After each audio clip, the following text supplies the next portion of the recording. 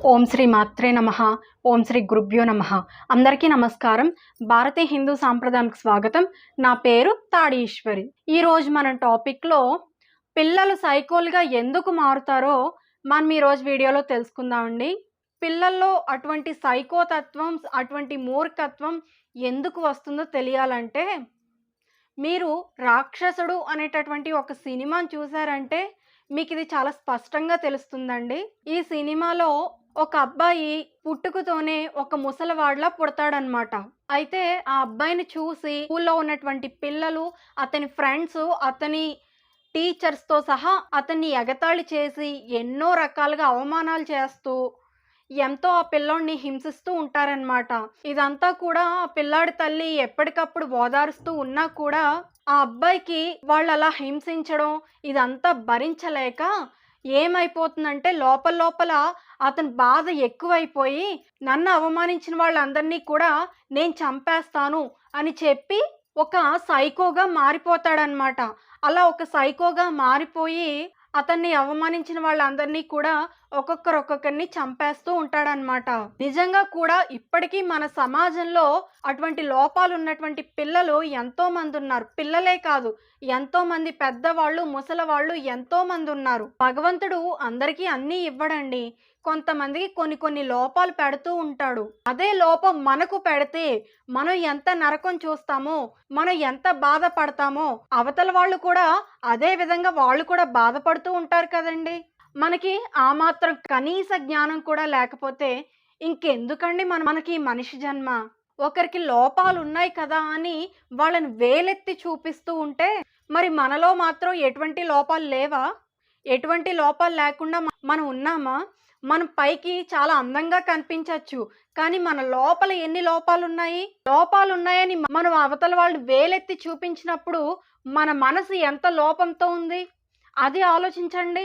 అక్కడ మన మనసు కూడా ఒక అవిటితనంతో ఉంది కాబట్టే ఎదటి వాళ్ళలో ఉన్నటువంటి మంచితనాన్ని చూడకుండా లోపాలని చూసి మాత్రమే అవతల వాళ్ళు హేళన చేస్తూ మాట్లాడుతున్నాం. పాపం నిన్న కాకుండా మొన్న ఒక చిన్న పిల్ల 10th క్లాస్ టాప్ ర్యాంకర్గా నిలబడింది. స్టేట్ ఫస్ట్లో ఒక అమ్మాయి నిలబడిందంటే ఆ అమ్మాయి ఎంత కష్టపడి ఉంటుంది, ఆ అమ్మాయిలో ఎంత గొప్ప టాలెంట్ ఉండుంటుంది. ఆ టాలెంట్, ఆ అమ్మాయిలో ఉన్నటువంటి ఆ కసి, ఆ కృషిని చూడకుండా వాటిని అభినందించకుండా ఏదో ఆ అమ్మాయి పెదవి మీద ఏదో చిన్న చిన్న వెంట్రుకలు వచ్చాయని అవి చూసి హేళన చేస్తూ మాట్లాడడం, ఆ అమ్మాయిని ఎంతగానో హింసించడం, సోషల్ మీడియాలో ఆ అమ్మాయిని టార్గెట్ చేస్తూ వీడియోలు చేయడం, ఇది ఎంతవరకు కరెక్ట్ అండి? ఇంత బాధను మీరు ఆ అమ్మాయిని బాధ పెడుతున్నారే, అదే బాధ మీ కుటుంబంలో మీకో, మీ పిల్లలకో, లేకపోతే మీ అక్క చెల్లెళ్ళకో ఉంటే అటువంటి మాటలే మిమ్మల్ని కూడా అవతల వాళ్ళు మిమ్మల్ని అంటే మీరెంత బాధపడతారు? మీదేనా బాధ? అవతల వాళ్ళది బాధ కాదా? అసలు ఒక రాష్ట్రానికే ఆ అమ్మాయి మొదటి స్థానంలో వచ్చి నిలబడింది అంటే ఆ అమ్మాయి ఎంత కృషి చేసి ఉంటుంది, ఆ అమ్మాయి ఎంత సాధన చేసి ఉంటుంది ఆ స్థానానికి రావడానికి. అది ఆలోచించకుండా ఏదో ఆ అమ్మాయి గురించి, ఆ అమ్మాయి పెదవి మీద 4 వెంట్రుకలు మొలిచాయని దాని గురించే మాట్లాడుకోవడం అది చాలా పెద్ద తప్పు కాదా? అది చాలా పెద్ద పాపం కాదా? మీరు అటువంటి లోపాలు ఉన్న వాళ్ళని చూసి అవహేళన చేస్తే అటువంటి వాళ్ళు ఏదో ఒక రోజున ఈ దేశానికి చాలా ప్రమాదమైన స్థితిలో కనబడతారు. దానికి కారణం మీరే అవుతారు. వాళ్ళు చేసే ప్రతి పాప పనికి కూడా దానికి పూర్తి బాధ్యులు మీరే అవుతారు. ఎందుకంటే మీరు అవతల వాళ్ళని బాధ పెట్టారు కాబట్టి ఆ బాధను వాళ్ళు తట్టుకోలేక ఆ మానసికమైన సంఘర్షణకు వాళ్ళు గురైపోయి వాళ్ళు అటువంటి సైకోలుగా మారి ఇతర జనాల్ని చంపడం మొదలు పెడితే ఆ పాపానికి పూర్తి బాధ్యత ఎవరైతే విమర్శించారో వాళ్ళది మాత్రమే అయ్యుంటుంది.